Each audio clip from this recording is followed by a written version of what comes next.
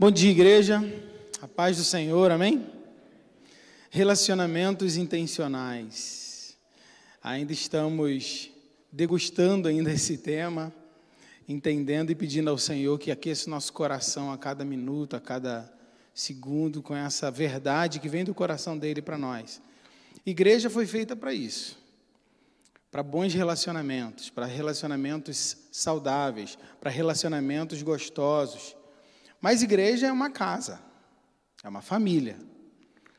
E é verdade também que na família não é sempre, nem sempre são flores. Quando eu vi as flores aqui, eu pensei, nem tudo são flores, né? Mas existem flores na família. Mas nas rosas também tem seus espinhos e a gente pode sentir uma dorzinha. Mas será que nós estamos dispostos a sentir essa dorzinha? Ou quando tem um problema, você sai da casa e vai embora? Existia uma igreja muito abençoada e, de repente, chegou um pastor novo naquela igreja. E esse pastor veio para pastorear a igreja. E assim que ele chegou, ele fez algumas mudanças simples na igreja, mas eram necessárias. Por exemplo, coisas físicas. O piano ficava exatamente embaixo de uma janela que batia sol, e ele ficou com dó da pianista, e mudou o piano de lugar. Foi mudando algumas coisas, algumas estratégias na igreja. E ele ficou sabendo que, ao longo dos anos, um membro da igreja parou de ir na igreja e nunca mais pisou na igreja, porque estava com ódio do pastor. Ele falou, mas eu nem conheço esse irmão, como é que ele tem ódio de mim? Que existem pessoas que ficam com raiva sem te conhecer, né? Olhou para você, não gostei. E aí o tempo passou, e aquele pastor foi lá na casa daquele irmão, bateu palma, o irmão não queria receber, não. Mas, depois de muitas palmas na porta da casa dele, ele não tinha outra opção, a não ser abrir a porta e receber o odiável pastor. E o pastor falou, o que houve, meu irmão? Por que você tem esse problema de relacionamento comigo? O que aconteceu? O que eu fiz com você? E ele falou assim, meu pai colocou o piano dentro da igreja. E ele falou que o lugar do piano era ali. Você nem perguntou se podia tirar o piano. Você nem nos consultou. E sabe o que eu fiz? Eu saí por aquela porta, quando eu vi o piano do outro lado, eu falei, essa igreja não é para mim. Eles não respeitam a nossa história. E o pastor falou, olha, eu quero te pedir perdão. Mas a irmã loura que tocava piano já estava ficando morena, de tanto sol na cabeça dela. Mas mesmo assim, nós vamos voltar o piano para o lugar de origem, para ter o irmão de volta na igreja. E ele voltou o piano e a irmã que tocava ficou assim, pastor, posso vir de boné para a igreja? Não, irmã, não dá para você tocar lá na frente de boné. Esteticamente não é legal também. E aí, todo domingo, o pastor mudava o piano 10 centímetros. E o irmão se alegrava quando o louvor tocava. Aquele irmão que voltou para a igreja se alegrou porque ele foi respeitado, mas sem ele perceber, pouco a pouco, o piano foi indo para o outro lado. Quando ele abriu os olhos, ele já era o melhor amigo do pastor. Ele já orava, já jejuava, já clamava a Deus pela vida do pastor. E o piano, ele até falou, pastor, pode até mudar o piano de lugar. O pastor olhou, mas você não reparou que o piano já foi para o outro lado? Ele, é melhor, né? Que a menina do piano não pega sol. Abra sua Bíblia, por favor, em Atos capítulo 15.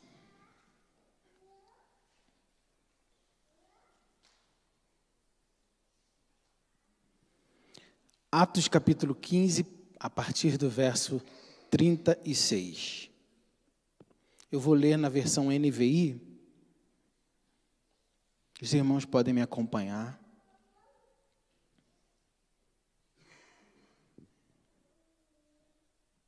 Atos 15, a partir do verso 36. Diz assim a palavra: Algum tempo depois, Paulo disse a Barnabé: voltemos para visitar os irmãos em todas as cidades onde pregamos a palavra do Senhor, para ver como estão indo. Barnabé queria levar João, também chamado Marcos. Mas Paulo não achava prudente levá-lo, pois ele, abandonando-os na Panfilha, não permanecera com eles no trabalho. Tiveram um desentendimento tão sério que se separaram. Barnabé, levando consigo Marcos, navegou para Chipre. Eu vou ler novamente o verso 39. Tiveram um desentendimento tão sério que se separaram. Barnabé, levando consigo Marcos, navegou para Chipre. 40. Mas Paulo escolheu Silas e partiu, encomendado pelos irmãos à graça do Senhor. Verso 41 e último. Passou então pela Síria e pela Cilícia, fortalecendo as igrejas. Senhor, fale ao nosso coração. O pastor dessa igreja já orou por mim, e mais uma vez eu clamo, tenha misericórdia de mim, usa-me para a honra e glória do nome do Senhor, que tão somente o Senhor fale nessa manhã. Nós estamos diante do teu altar, tenha misericórdia de nós, tenha misericórdia da tua igreja, e faça-nos, ó Pai, sermos obedientes àquilo que o Espírito Santo tem mandado nesses dias. Oramos no poder do nome de Jesus. Amém. Relacionamentos intencionais, mas hoje nós vamos falar sobre o oposto disso. Impedimentos para um relacionamento intencional. Quando chegaram a um lugar chamado Caveira, ali o crucificaram com os criminosos, Quais são os um à sua direita e outro à sua esquerda. a gente de se Jesus amar, disse: de andar Pai, juntos, de perdoa-lhes, caminharmos juntos pois não sabem o que mutuamente. estão fazendo. De repente, Então, coisas que podem eles ser 10 dividiram as centímetros roupas de dele, diferença, tirando os até ossos. tudo se O resolver, povo ficou até tudo se observando, acertar, e as até o autoridades coração o se quebrantar. Mas ridicularizavam. quais são os impedimentos Salvou os outros, que Satanás, salve-se a dia si mesmo, após dia, se tenta é o implantar Cristo na de nossa Deus, mente e no nosso coração, o escolhido. para que a gente não se Os relacione? soldados, aproximando-se, também O que está zombavam dele, acontecendo? E oferecendo olhando para vinagre, esse diziam: texto, se aconteceu você é o realmente rei dos judeus, desentendimento aqui, uma salve-se a desavença si aqui, mesmo. um problema, O centurião, um vendo o que X havia da acontecido, questão louvou a nesse Deus, momento. dizendo: Uma coisa que O que realmente fizemos a hoje? gente podia pensar assim, Matamos o Filho de como Deus. nós poderíamos evitar isso? Ele que é o fazer Messias que veio para me Quando as libertar coisas e não me continuam salvar como e te deveriam? salvar. O que fazer quando há Viva desentendimento? Jesus, O que fazer o quando Filho há de Deus. desacordo? O que fazer quando a gente não está se entendendo e precisa caminhar juntos? Eu não sei se vocês conhecem com esse mesmo nome. Existe uma brincadeira chamada cabo de guerra, que é uma corda. É esse nome mesmo aqui no Paraná? É uma corda, fica um grupo de um lado, um grupo do outro lado, e aí tem uma linha no meio, da qual os separa, e o grupo da esquerda tem que puxar muito forte, e o grupo da direita também. Falei direita e esquerda, não é política, tá, gente? Calma. O assunto aqui é igreja. Voltemos. O grupo de lá contra o grupo de cá. Melhorou? Aí eles começam a puxar mutuamente, com toda a força que eles têm. Quem é que ganha? É o grupo que conseguir levar todo mundo para o outro lado. Até o último, ou eles irem derrubando. Quando eu fui na praiada, teve essa brincadeira lá na praia. E me colocaram só como juiz. Eu queria tanto brincar, puxar também, né? Mas me colocaram como juiz. E aí eu lembro que um grupo foi arrastado, assim, ficava segurando na corda, e o grupo mais forte foi puxando e fez aquela linha na areia da praia, assim, para eles mostrarem que eles ganharam. Mas, gente, presta atenção. Quando a gente puxa para um lado, a gente se esquece que um grupo vence e outro perde. Na igreja não pode ser assim. A Bíblia fala que a igreja triunfará, que a igreja é uma só, é um corpo só. Se a mão perder, automaticamente todo o corpo perde. Se tem uma dorzinha no pé, automaticamente todo o corpo está com essa dificuldade. Todo o corpo começa a padecer aquela dor, aquela enfermidade. Há um aviso que vai lá para o cérebro e todo o corpo sente aquilo. E você não pode tratar só uma dor local. Às vezes, você precisa descobrir a raiz daquela enfermidade. Da onde surgiu aquele problema? E eu queria lembrar você que nesse momento em que Paulo e Barnabé estavam discutindo, eles levantaram as suas opiniões. Eles levantaram aquilo que eles entendiam que era o correto. Cada um tinha a sua razão, cada um tinha o seu motivo, cada um tinha a sua justificativa do porquê não levar João Marcos.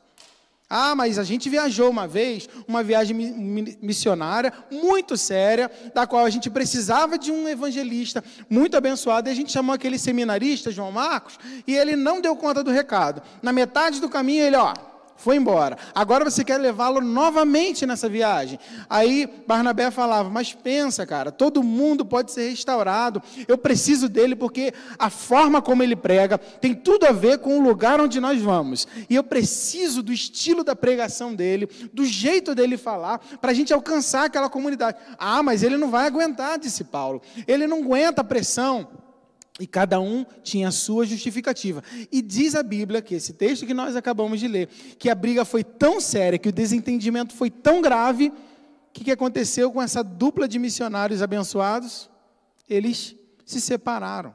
No cabo de guerra, foi um para cada lado. Não sei quem ganhou e quem perdeu. Mas cada um achou que era o vencedor. Cada um achou que, não, fui eu que ganhei. Eu levei João Marcos, disse Barnabé. E Paulo falou, não, eu que ganhei, estou com Silas. E aí, quem ganha na desavença da igreja? Vou trazer para o nosso contexto, para os nossos dias hoje. Eu ganhei, o culto é do jeito que eu quero agora. Mas olha para o lado, vê como a igreja está lotada. Está do jeito que você quer, mas será que era assim que Deus queria? Tem uma música que a gente cantava nas décadas passadas, vou falar assim, não que vocês vou denunciar a minha idade. Há um tempo atrás, assim, pouco tempo atrás, que a gente cantava falando assim, eu sei que foi pago um alto preço para que contigo eu fosse um, meu irmão. Foi pago um alto preço lá na cruz, mas a gente está levando à frente esse alto preço que ele pagou lá na cruz. Ele pagou um alto preço e hoje a gente não pode pagar nem um precinho. A gente tem que ganhar na nossa opinião, na nossa briga, a gente tem que lutar pelo que a gente quer. E se não for do meu jeito, eu saio da igreja. Eu não vou nunca mais falar com fulano de tal. Não quero mais assunto com ele. Não, porque ele entende diferente, ele pensa diferente, ele age diferente, ele é assim, ele é assado, tal. Mas quando você tem a oportunidade de aparecer de um palco, de um microfone, de um instrumento, ou de dar aula, ou de fazer qualquer coisa, aí você faz parte da igreja. Quem é você, afinal? Você faz parte de um corpo ou você é um corpo separado? O que mais vale a pena nesse momento? É a sua opinião ou é a missão? A sua opinião é maior do que a missão? A missão é maior do que a minha opinião. Essa é a tese que eu quero levar para a minha vida inteira. Você pode esquecer tudo que eu falar nessa manhã, mas não se esqueça dessa frase. A missão é maior do que a minha opinião. Porque a sua opinião, ela pode ser sustentada até alguns momentos, mas a missão ela é sustentada pelo Espírito Santo de Deus. E ela vem acima de nós, ela vem antes de nós, e ela vai além de nós.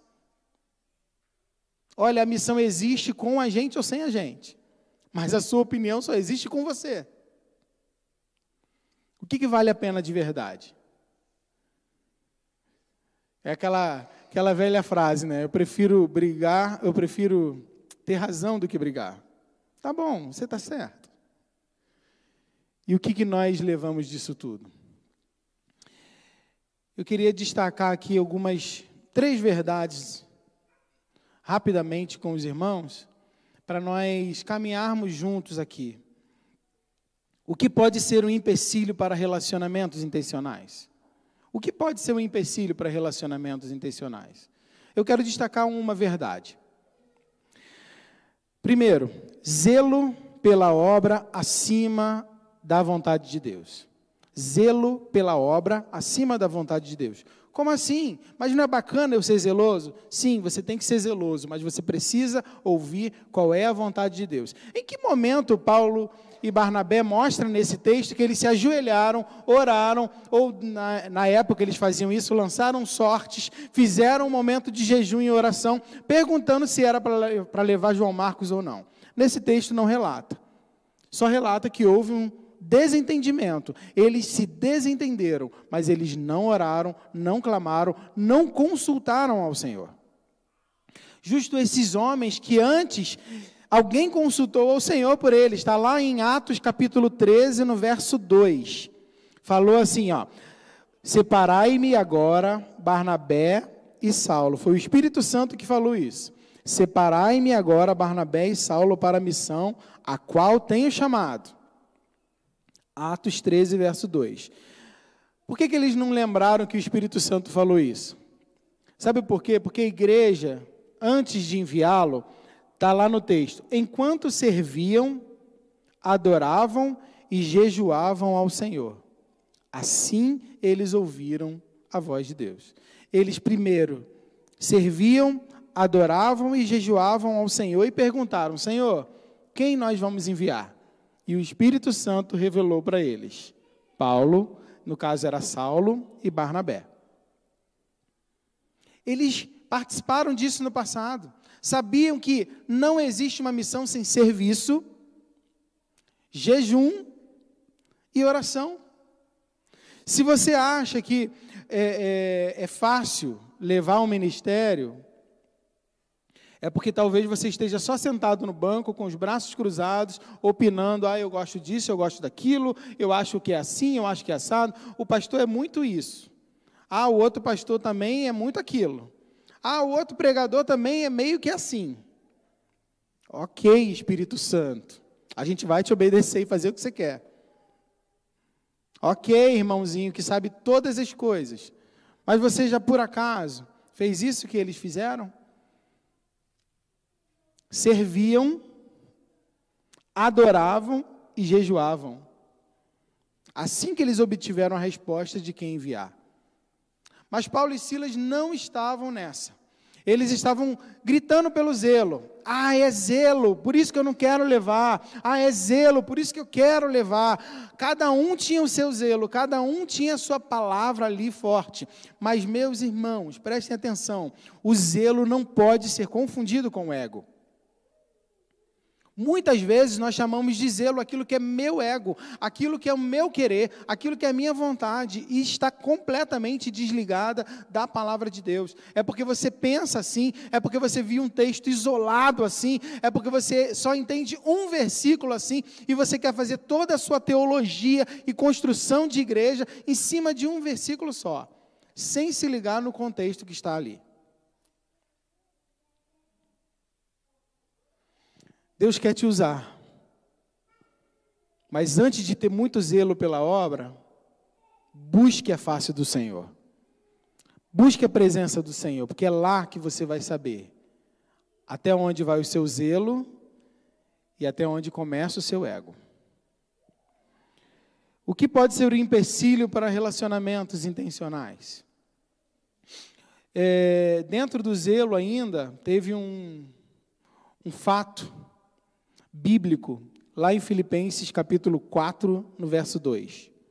Filipenses 4, 2, relata a história de Evódia e Sintique. Olha aí como é que está o texto.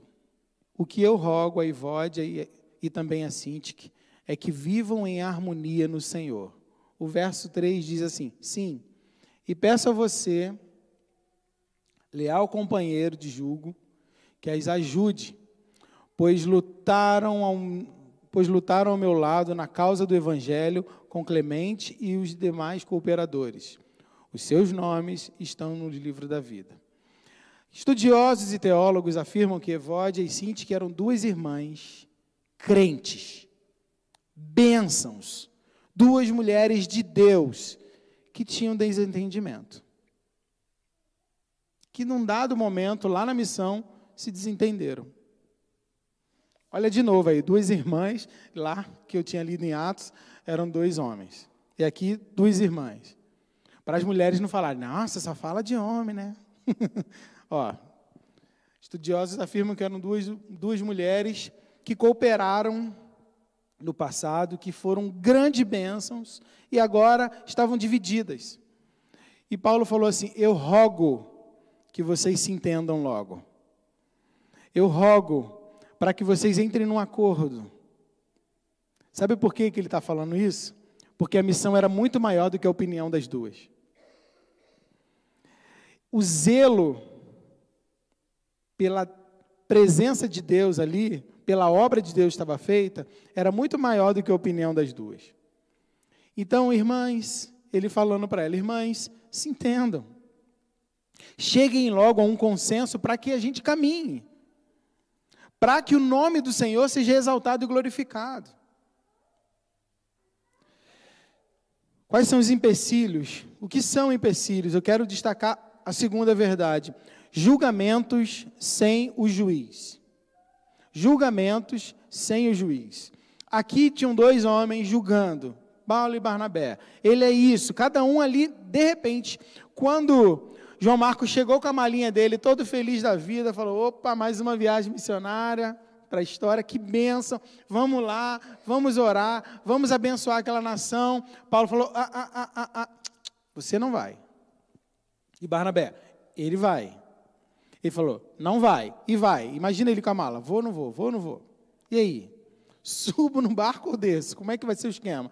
E aí eu acredito até que ele sentou na mala, cruzou os braços e ficou esperando a discussão acabar. E foi iniciado ali, gente, um julgamento. Advogados de defesa, de um lado, advogados de acusação do outro, cada um com a sua tese, que era verdadeira. Qual é o papel de um advogado, gente? Não é abençoar um criminoso. É fazer com que o criminoso, com que aquela pessoa ali que está sendo julgada, ela saiba das leis dela. Ela faça uso das leis dela. E o advogado vai lutar pela causa daquela pessoa. E ali, cada um virou um advogado, de repente. E um dizendo por que sim, e o outro dizendo por que não. E eles, naquele julgamento, nos lembraram hoje a igreja dos nossos dias. Nós temos esse julgamento próprio. Nós advogamos em quem a gente acha que pode subir no altar e quem não pode. Nós advogamos em quem pode ir na célula, no PG, que eu vou e quem não vai. E antes, quando eu recebo um convite, vamos no PG? A pergunta é, paranaense pergunta assim, quem tanto vai? Não é assim, mais ou menos, que pergunta? No Rio a gente fala assim, quem está lá? Se falar o nome de alguém que eu não entendo que é crente, porque eu só vou em lugar que tem crente pra caramba, e cheio do Espírito Santo, não, tem que ser. Se falar alguém, não vou não. Não. Por quê? Porque fulano é isso, e a gente começa a nossa lista de julgamentos, e esquece que tem um juiz, gente. Nós esquecemos que tem juiz, e a partir do momento em que nós começamos a apontar o dedo e a definir quem é quem pode e quem não pode, nós estamos falando, juiz, você não é suficientemente capaz para entender. Eu sou. E você se auto-intitula juiz, o semideus, o semi-apóstolo, o semi-oleiro, o poderoso, o bispo, para definir quem é crente e quem não é. Mas Deus hoje está te chamando ao raciocínio dele. Gente, e as teses que eles levantaram não eram pequenas, eram teses grandes, eram teses reais. Cada um tinha o seu motivo. Mas o que acontece ao final, eles se desentenderam. Eles não pensaram no piano que poderia ser mudado de 10 em 10 centímetros. Eles não pensaram nisso. Eles só pensaram que precisavam urgentemente ir um para cada lado. E o veredito? Quem é que estava aqui para ouvir o que o juiz tinha para dizer? Outra brincadeira que me veio à mente é a queda de braço. É esse o nome também aqui? Que são dois homens, duas pessoas, dois homens, ó. Duas pessoas, fecha os braços assim, fica um puxando para cada lado. São dois campeões que saem dessa brincadeira? São? É quem tem mais força. Às vezes, a gente está assim com a igreja. Se não for eu o campeão, eu saio. Eu lembro que quando a gente era criança, a mamãe ensinava assim, ó, o importante é participar. Eu acho que isso parou lá na minha geração. Porque a geração de hoje é tão mimimi, que quando não é do nosso jeito, a gente chora, né? A gente quer ir embora da igreja. A gente quer mudar de igreja, porque a igreja do fulano, nossa, é muito melhor. A gente prefere mudar, vamos dizer, geograficamente, do que caminhar para mudar espiritualmente. E aí, você vai para uma outra igreja que também está doente lá. Se ela não está doente, você está levando a enfermidade.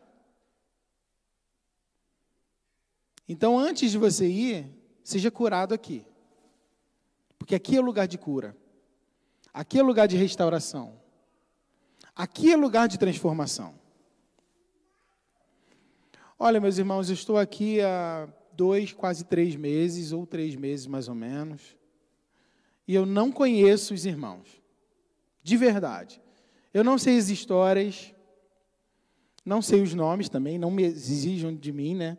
Eu falo, Jesus. Para eu conhecer uma história, eu teria que ir a fundo. E eu já cheguei aqui sabendo que ficaria pouco tempo. Então, eu não me aprofundei nas histórias dos irmãos.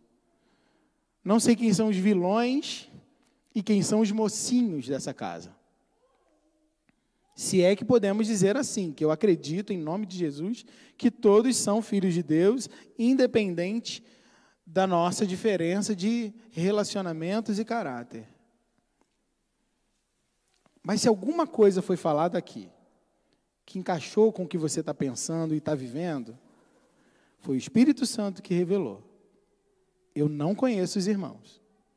Então, em nome de Jesus, receba sem preconceitos e sem levantar, fulano, ele é amigo do pastor Marcos. O pastor Marcos antes deu detalhe. Imagina ele me dando um livro da história de vocês. Os Menonitas Vitimarçunzenses. Eu ia passar mais tempo lendo do que convivendo com os irmãos. Então, se alguma coisa encaixou, glória a Deus, é porque precisa ser mudada. Agora, se não encaixou, é igual a pá e a enxada, né?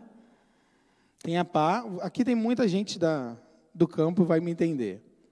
Tem a pá e tem a enxada. A enxada é quando você pega e vai puxando para você, assim, vai puxando.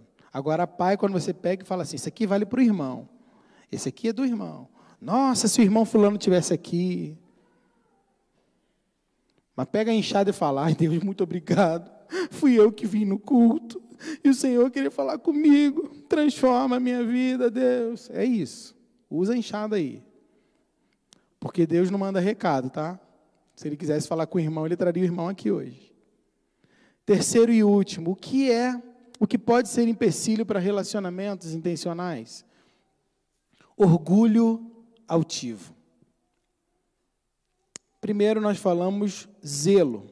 Segundo, julgamento sem juiz. Terceiro e último, orgulho altivo. Quando a gente está muito orgulhoso, a gente está cego. Nós não conseguimos enxergar nada além da nossa razão e da nossa tese, gente.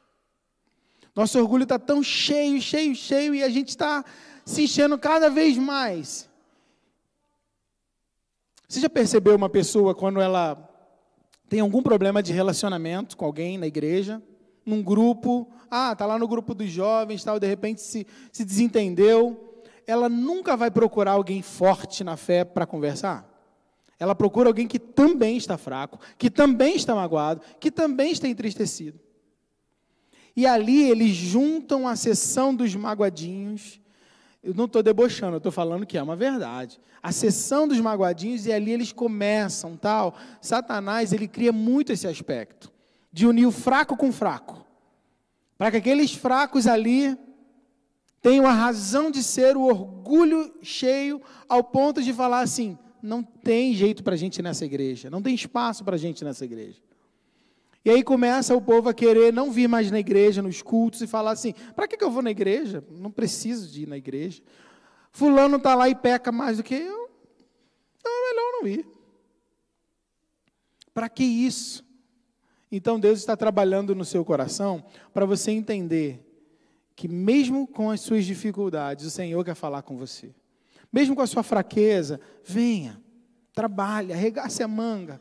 Não pare de vir, não pare de trabalhar, não pare de jejuar, não pare de buscar, não pare de entender que você é alvo das bênçãos de Deus e o Senhor quer derramar sobre você, quer encher o seu coração da presença dEle. Então deixe o orgulho de lado. Quando chegar no altar do Senhor, e eu não estou falando desse físico, eu estou falando daquele da sua casa, do qual você vai buscar o Senhor lá no seu quarto, lá diante da sua cama, quando você ajoelha e fala, Senhor, está doendo?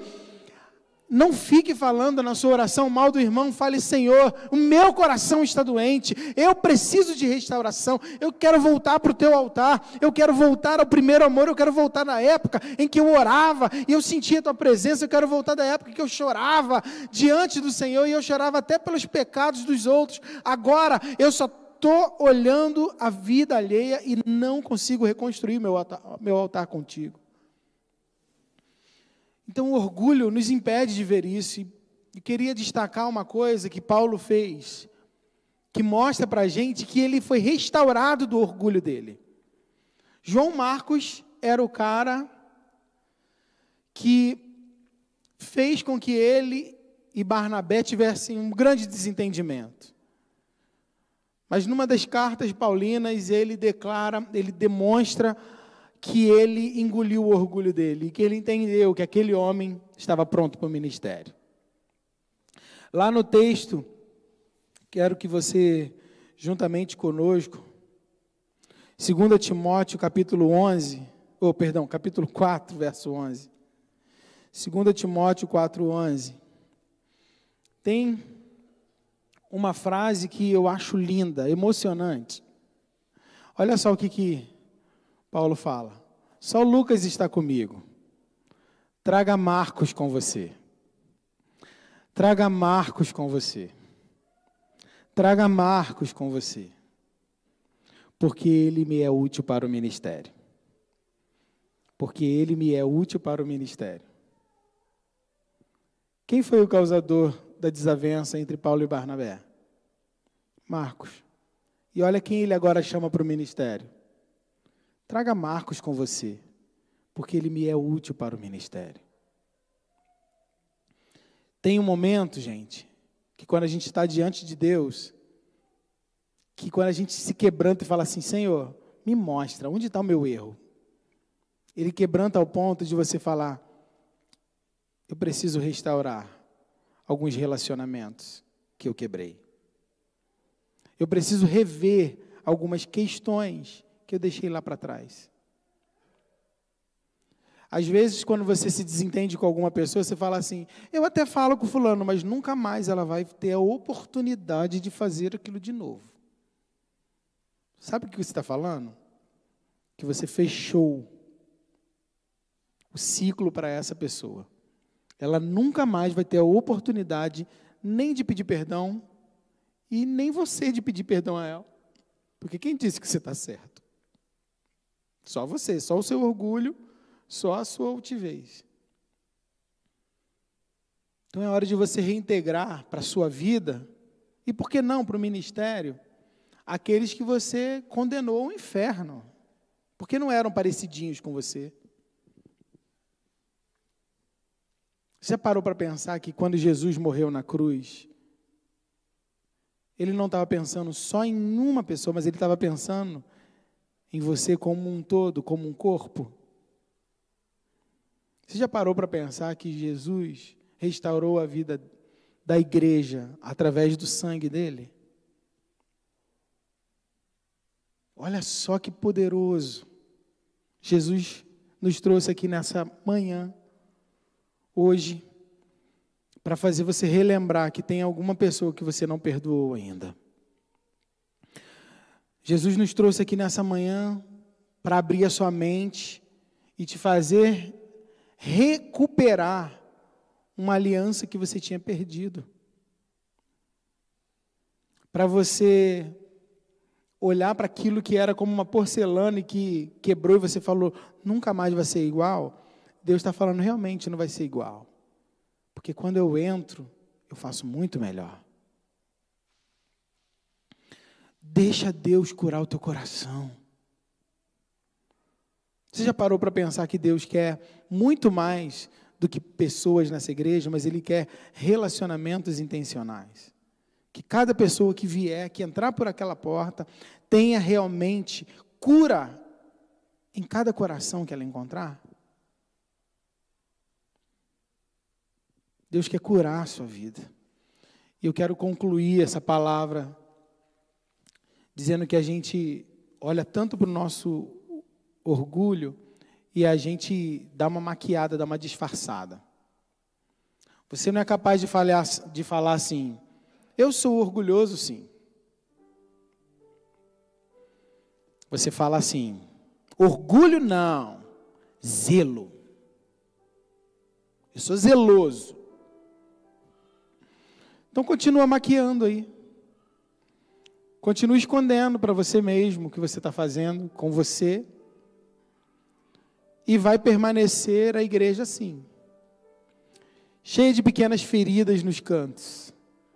Cheia de pequenos machucados. Que nunca foram sarados porque a gente nunca se interessou em abandonar o nosso orgulho. Que é esse o nome. É feio, né? É indigesto. É tão... eu não sou orgulhoso. Mas a restauração começa quando a gente fala, eu sou orgulhoso. Chame Marcos de volta. Traga ele porque ele é útil para o ministério. Deus vai multiplicar essa igreja em grupos em casa. Em nome de Jesus. E cada grupo vai ter a oportunidade de relacionamentos intencionais. Automaticamente a sua vizinhança vai ouvir falar que ali é uma casa de oração. É uma casa de milagres. É uma casa de restauração. Sabe por que isso vai acontecer? Porque você deixou o seu orgulho de lado. E entendeu que os impedimentos são menores do que a missão de Deus. Que a sua opinião é só uma opinião e ela pode até ser certa, mas Deus quer usar ele também, quer curar ele também. Quem que você está lembrando aí que poderia ser membro dessa igreja se lá atrás, você tivesse tido uma conversa menos odiosa, menos calorosa, com mais entendimento, com mais espiritualidade? Tá, você tinha razão, mas para que ter razão se a gente está perdendo o nosso irmão? O que mais vale? Ganhar uma alma para Cristo? Ganhar uma família inteira para Jesus? Ou você ganhar uma discussão?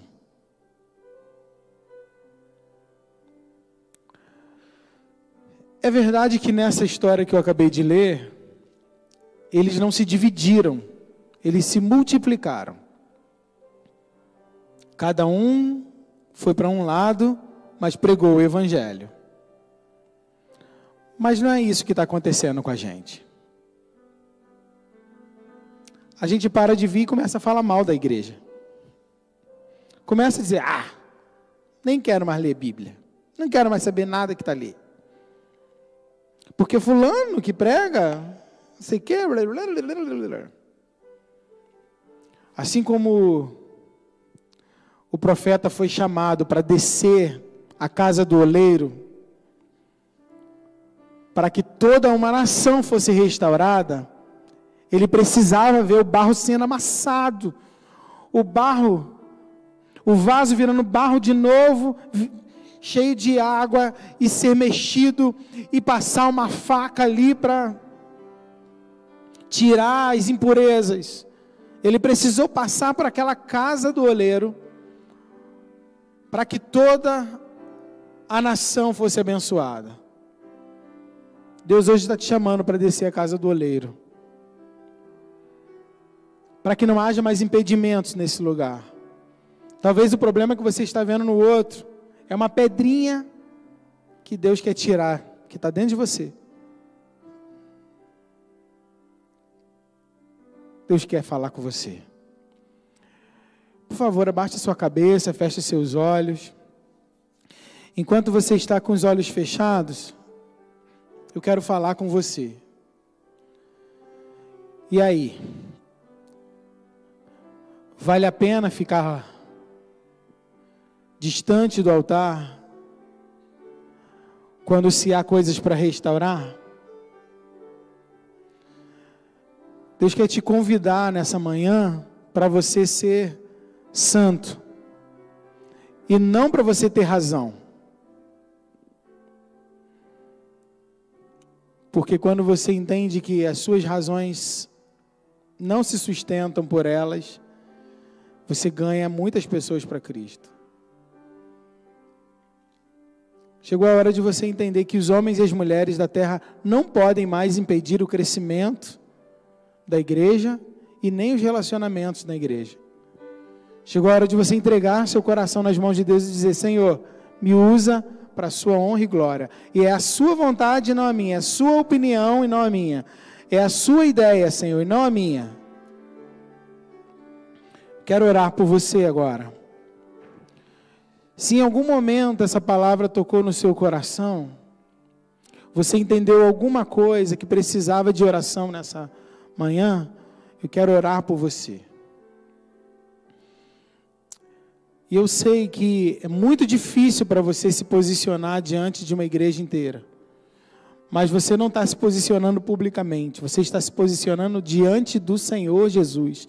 Porque as pessoas não podem curar você, é o Senhor Jesus que pode. E eu quero te chamar aqui. Se você entende, eu preciso disso, eu preciso dessa restauração, em nome de Jesus, saia do seu lugar e vem aqui na frente que eu quero orar por você. Vem, não olhe para pessoas agora não. Vem aqui que eu quero orar por você. Amém. Saia do seu lugar e não fique olhando para as pessoas, não. Vem aqui. Quero orar por você. Quero clamar pela sua vida. Quero clamar por restauração na sua história. O pastor Marcos está vindo aqui para orar também. Para orar com você que está vindo à frente. Saia do seu lugar corajosamente. Não olhe para pessoas agora. Olhe para o que Cristo está fazendo na sua vida. Olha, não vale a pena seguir com a sua opinião, se você entende que vale a pena seguir com a graça de Deus. Pessoas estão vindo à frente porque querem avivamento e querem renovação, mas ainda falta você. Não olhe para o lado, não olhe para quem, saia do seu lugar corajosamente, venha à frente orar. Venha à frente clamar ao Senhor, porque Ele quer restaurar você. Talvez de um desentendimento que você teve com o irmão, e esse irmão pode estar aqui nessa manhã também, e você entende assim, minha vida não está indo para frente, eu ainda preciso de um toque poderoso do Espírito Santo, eu ainda preciso caminhar ainda mais, porque minha vida está descendo, eu estou estagnado, eu não consigo crescer, eu não consigo fazer nada. Deus está te chamando, vem aqui na frente, em nome de Jesus. Nós queremos orar por você, nós queremos clamar por você, nós queremos realmente pedir a Deus que abra abra os céus sobre a sua vida, que abra os céus sobre o seu coração nessa hora. Amém. Os pastores já estão orando aqui por vidas, mas eles querem orar por você. Não perca essa oportunidade. Eu não vou mais insistir. Eu tenho só mais 1 minuto aqui. E eu não vou mais insistir. Agora é você e Deus. É você e o Senhor. Olha, você sempre pediu a Deus aquele ministério abençoador, mas ainda não foi te dado, porque o Espírito Santo ainda quer que você renuncie a algumas coisas. Vem aqui na frente e entregue isso nas mãos de Deus, e Ele vai te abençoar poderosamente. Ele vai te abraçar, Ele vai cuidar de você, Ele vai transformar você. Em nome de Jesus, em nome de Jesus, em nome de Jesus. Pai, obrigado pelos irmãos que já estão aqui. Obrigado, Pai, pela restauração que o Senhor está fazendo na vida de pessoas aqui.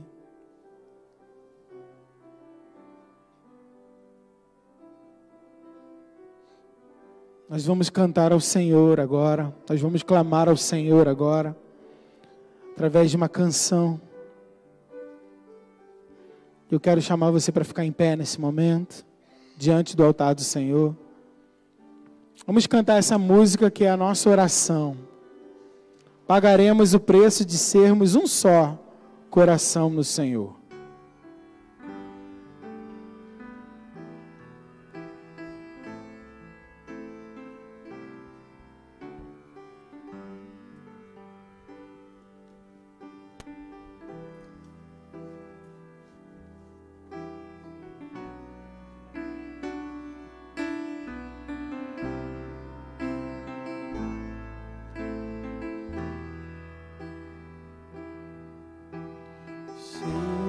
Que foi pago um alto preço para que contigo eu fosse meu irmão. Quando Jesus derramou sua vida, Ele pensava em ti, Ele pensava em mim, pensava em nós. Eu sei que foi pago um alto preço para que contigo eu fosse meu irmão. Quando Jesus derramou sua vida, Ele pensava em ti, Ele pensava em mim, pensava em nós. E nos via redimidos por seu sangue, lutando um bom combate no Senhor, lado a lado, trabalhando, sua igreja edificando e rompendo as barreiras pelo amor. E na força do Espírito Santo nós proclamamos aqui que pagaremos o preço de sermos um só coração no Senhor. E por mais que as trevas militem e nos tentem separar, com os nossos olhos em Cristo, declare: unidos iremos andar. E na força do Espírito Santo nós proclamamos aqui que pagaremos o preço de sermos um só coração no Senhor.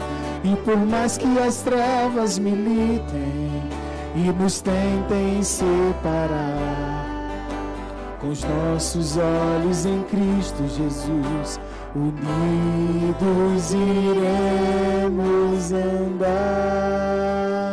Unidos iremos andar. Você pode aplaudir o Senhor?